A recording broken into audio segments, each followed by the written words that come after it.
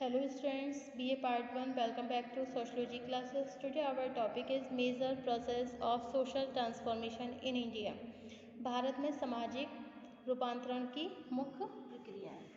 Okay students, so without wasting much time we should start this video on this topic. Okay.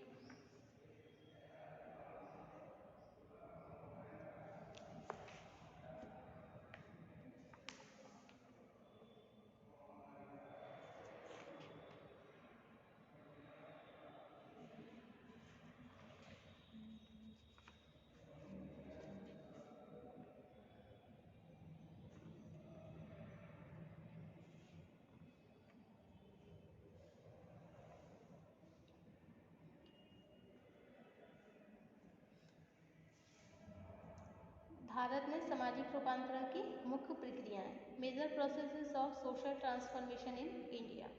विभिन्न दशाओं के प्रभाव से भारतीय समाज की परंपरागत सामाजिक संरचना, परिवार व्यवस्था, स्त्रियों की परिस्थिति, जाति संरचना, सामाजिक मूल्यों तथा मनोवृत्तियों में होने वाले परिवर्तन को विभिन्न विद्वानों ने कुछ प्रक्रियाओं के रूप में स्पष्ट किया है. यह प्रक्रियाएं उन आधार और दशाओं को स्पष्ट करती हैं जो भारत में होने वाले सामाजिक रूपांतरण का प्रमुख कारण है. इन प्रक्रियाओं को संक्षेप में निम्नलिखित रूप से समझ सकते हैं. नंबर 1 पॉइंट है इसमें संस्कृतिकरण. संस्कृतिकरण के अर्थ को स्पष्ट करते हुए प्रोफेसर श्रीनिवास ने लिखा है कि संस्कृतिकरण वह प्रक्रिया है जिसके द्वारा कोई निम्न हिंदू जाति या जनजाति अपने से उच्च किसी जाति और प्रायः द्रुज जातियों के समान ही अपने रीति रिवाज, कर्मकांडों, विचारों और जीवन शैली को बदलने लगती है और इस तरह जातिगत संस्तरण में अपनी परंपरागत स्थिति की अपेक्षा एक उच्च सामाजिक स्थिति का दावा करने लगती है.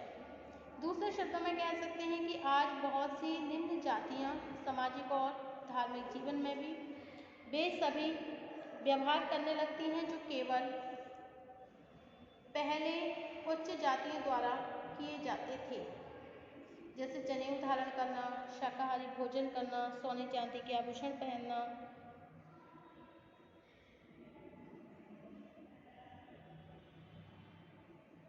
इसी तरह के व्यवहार हैं. इन व्यवहारों के द्वारा यह जातियां अपने आप को पहले से ज़्यादा पवित्र दिखाकर अपनी जातीय स्थिति को ऊंचा उठाने का प्रयत्न करती हैं. भारतीय समाज में होने वाला यह एक बड़ा परिवर्तन है क्योंकि इसके फलस्वरूप यहाँ की जाति संरचना में व्यापक गतिशीलता या परिवर्तन पैदा हुए. ओके.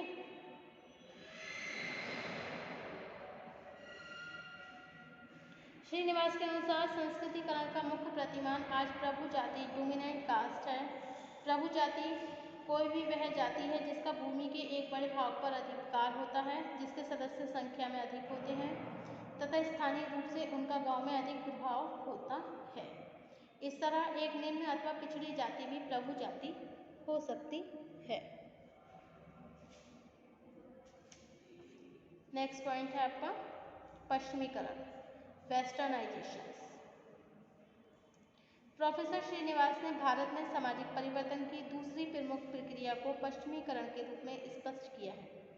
इस प्रक्रिया का आरंभ भारत में ब्रिटिश शासन के 190 ईयर्स के दौरान होना शुरू हो गया. यद्यपि स्वतंत्रता के बाद इसका प्रभाव कहीं अधिक स्पष्ट रूप से हमारे सामने आने लगा. पश्चिमीकरण के अर्थ को स्पष्ट करते हुए श्रीनिवास ने लिखा है कि पश्चिमीकरण का तात्पर्य भारतीय समाज के सामाजिक और सांस्कृतिक जीवन में उत्पन्न होने वाले उन सभी परिवर्तन से है जो प्रौद्योगिकी, नई संस्थाओं, विचारधाराओं और नए सामाजिक मूल्यों से संबंधित है. इससे स्पष्ट है कि पश्चिमीकरण का तात्पर्य केवल अंग्रेजी की सांस्कृतिक विशेषताओं को ग्रहण करना नहीं है, बल्कि पश्चिमी संस्कृति के प्रभाव से जब हमारी प्रौद्योगिकी, सामाजिक संस्थाओं, विचारों और सामाजिक मूल्यों में परिवर्तन होने लगते हैं, तब इसे हम पश्चिमीकरण की प्रक्रिया कहते हैं. And the third point is modernisation, आधुनिकीकरण.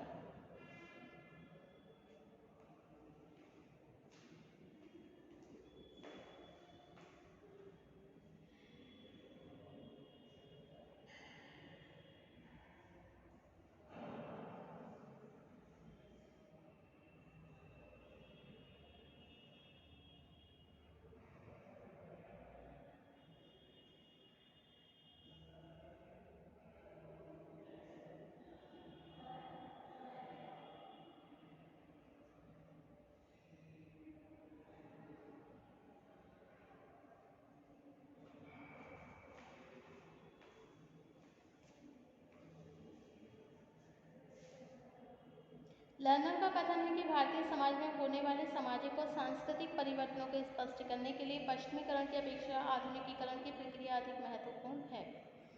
आधुनिकीकरण एक ऐसी प्रक्रिया है जो मुख्यतः नई प्रौद्योगिकी के प्रभाव से उत्पन्न होती है और समाज में परंपरागत विशेषताओं की जगह नए सामाजिक, सांस्कृतिक, धार्मिक तथा आर्थिक परिवर्तन भी उत्पन्न होते हैं। साधारणतः आधुनिकीकरण का तात्पर्य फैशन या नई जीवन प्रणाली से समझ लिया जाता है। ऐसी धारणा बहुत गलत है कि आधुनिकीकरण की प्रक्रिया को परंपरागत रूप से अगर समझें तो ये साधारण शब्दों में जब प्रौद्योगिकी और नई आर्थिक दशाओं के प्रभाव से परंपराओं का रूप बदलने लगता है तब इस दशा को हम आधुनिकीकरण कहते हैं। वैज्ञानिक दृष्टिकोण में वृद्धि होना, औद्योगिकरण तथा नगरीकरण में विकास होना, धर्मनिरपेक्षता बढ़ना, राजनीतिक चेतना में वृद्धि होना, प्रौद्योगिक विकास होना, प्रति व्यक्ति आय में वृद्धि होना, शिक्षा का प्रसार होना तथा व्यक्तिगत प्रयत्नों के द्वारा नई परिस्थिति प्राप्त होना आधुनिकीकरण से संबंधित प्रमुख विशेषताएं हैं।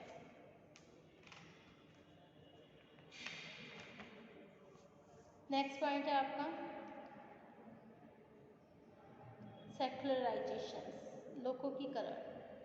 भारतीय समाज की सामाजिक संरचना में होने वाले एक अन्य परिवर्तन को प्रोफेसर श्रीनिवास ने लोकोकीकरण की प्रक्रिया के रूप में स्पष्ट किया है।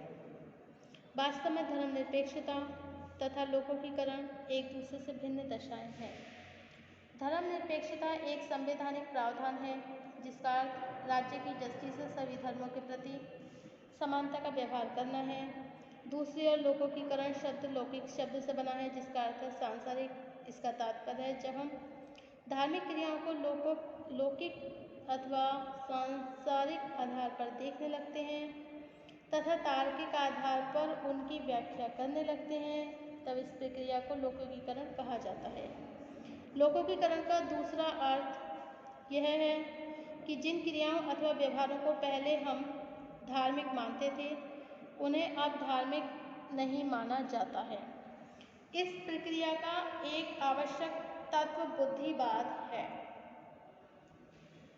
दूसरे शब्दों में यह एक ऐसी प्रक्रिया है जो तर्कहीन बातों को अस्वीकार करती है। स्पष्ट है कि श्रीनिवास के अनुसार लोकोकीकरण वह प्रक्रिया है जो अंधविश्वासों की जगह तार्किक व्यवहारों को प्रधानता देती है, प्रत्येक धार्मिक व्यवहार को नए अर्थ देती है तथा बदलते हुए समय के अनुसार नए सामाजिक मूल्यों को भी स्वीकार करती है। नेक्स्ट पॉइंट है औद्योगिकरण तथा नगरीकरण, इंडस्ट्रियलाइजेशन एंड अर्बनाइजेशन। औद्योगिकरण वह प्रक्रिया है जो संरचनात्मक दृष्टिकोण के आधार पर सामाजिक परिवर्तन को स्पष्ट करती है। इसका तात्पर्य एक ऐसी दशा से है जिसमें पहले का कृषक और सामान्य व्यापक और दस्तकारी समाज एक औद्योगिक समाज के रूप में बदलने लगता है। भारत में स्वतंत्रता के बाद गांव में जमींदारों का प्रभाव समाप्त होने से ग्रामीणों को नए व्यवसाय करने का अवसर मिलने लगा। नगरीय और ग्रामीण क्षेत्रों में नए नए उद्योगों की स्थापना से जब उत्पादन बड़ी बड़ी मशीनों द्वारा किया जाने लगा तब श्रम विभाजन और विशेषीकरण की आवश्यकता हुई। इसमें कुटीर और छोटे उद्योगों में लगे हुए कारीगर बेरोजगार होकर नगरों की ओर बढ़ने लगे। औद्योगिक केंद्रों में जब विभिन्न क्षेत्र और संस्कृतियों के लोगों ने साथ साथ रहना शुरू करा तो समाज की संरचना में भी परिवर्तन होने लगा। आजीविका उपार्जित करने के ढंगों में बदलाव आने से लोगों के विचारों में परिवर्तन हुआ। इस परिवर्तन ने लोगों के जीवन स्तर में सुधार करने के साथ ही उनमें एक नई सामाजिक चेतना भी पैदा करी तो दूसरी ओर समाज में अनेक नई समस्याएं भी पैदा होने लगी। स्पष्ट है कि भारतीय समाज में परिवर्तन लाने में औद्योगिकरण ने एक महत्वपूर्ण भूमिका निभाई है। नेक्स्ट पॉइंट है लोकतंत्रीकरण, डेमोक्रेटाइजेशंस।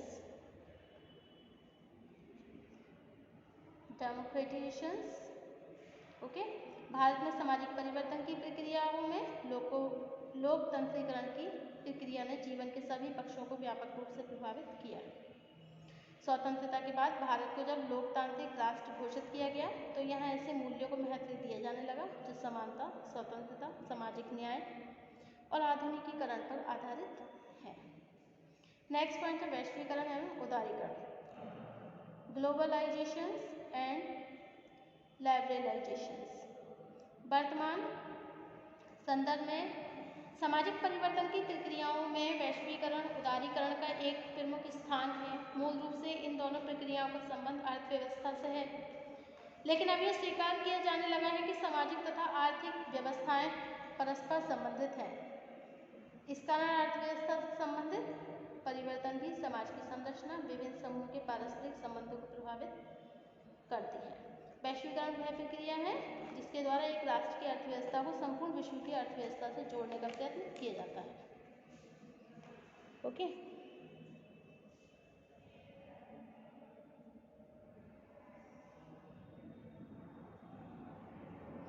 वास्तव में यही वह मंत्र है जिसके आधार पर वर्तमान परिवर्तनों को अधिक सुखद और उपयोगी बनाया जा सकता है। Thank you for watching my YouTube channel. Thank you so much.